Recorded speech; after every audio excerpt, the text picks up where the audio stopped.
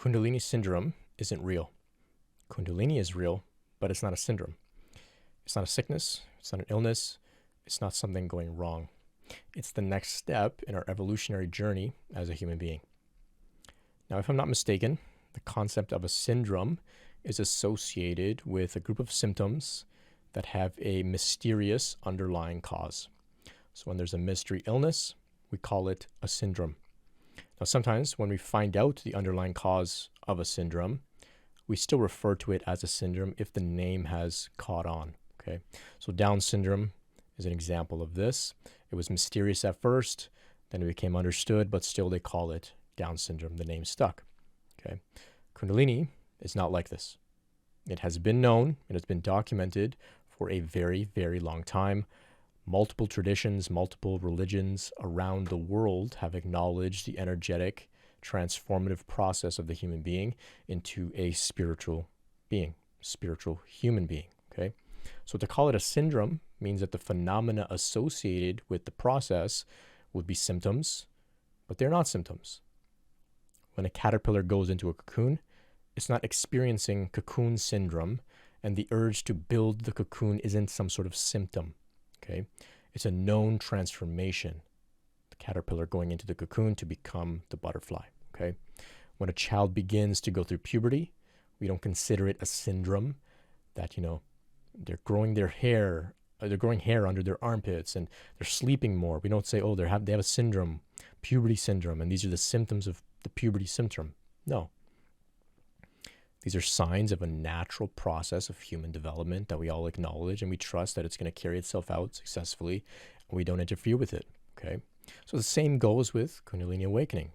The phenomena that we experience during the process are signs of the transformation, not symptoms, because, of course, Kundalini is not a syndrome. Okay, so it's very important to understand because our words shape our world, right? We use our words to manifest a reality. They inform the way that we perceive our experience of life, okay? So if we consider that our Kundalini process is some sort of illness, some sort of sickness, some sort of syndrome, then that would mean that we're victims of it, and that means that then we have to find a cure. There is no cure for Kundalini, just as there is no cure for puberty or for a caterpillar going into the cocoon. Kundalini is a natural process, okay? So shifting our understanding out of this idea that it might be a sickness or illness or syndrome into one that it's a transformation, it's a gift, it's an invitation, it's an evolutionary process. Shifting to that understanding will contextualize your experience for you. It will snap you out of victimhood and into a state of empowerment, which from there you'll be able to actually develop the right attitudes and approaches to go through your process safely and smoothly. Okay, your awareness will open up to find meaningful ways for you to support your process. And most of those meaningful ways will either come intuitively from yourself within, or they'll be shared by other people who have also gone through the process. Okay, people who want to treat Kundalini syndrome, treat it as an illness, treat the signs as symptoms, they likely haven't gone through the process, and so their view naturally is to shut it down because that's what you would do with an illness. You would cure it, right? But that's only the approach that people take who fear it because they misunderstand it. So Kundalini, it is a gift, a transformative process, not a syndrome.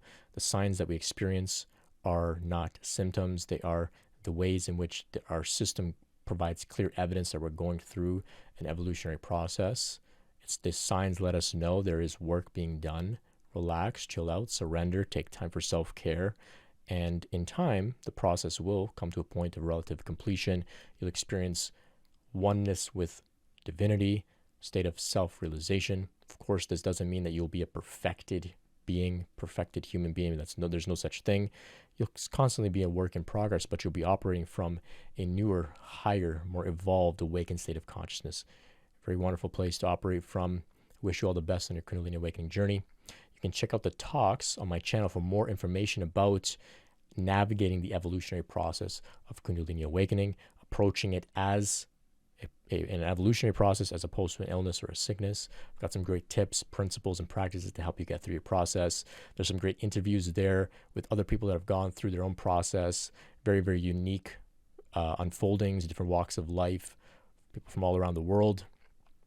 And all very, very different ways in which Kundalini unfolds for them. Very interesting, exciting stuff on those interviews. Definitely check it out. I hope this message has been meaningful for you today, especially if you've been stuck in a state of victimhood, feeling as if, Kundalini has made you sick. I hope I can serve to help you to snap out of that and see that you are being invited to, embody the highest, most evolved version of yourself. You can visit brentspirit.com for more free content just like this. You can contact me with any questions about your Kundalini awakening process by email, and I'll do my best to get back to you as soon as I can. You can visit brentspirit.com as well if you'd like to find out how to make a donation or to learn about meeting with me one-on-one. Thanks so much for listening today. I appreciate your time. Much love and peace.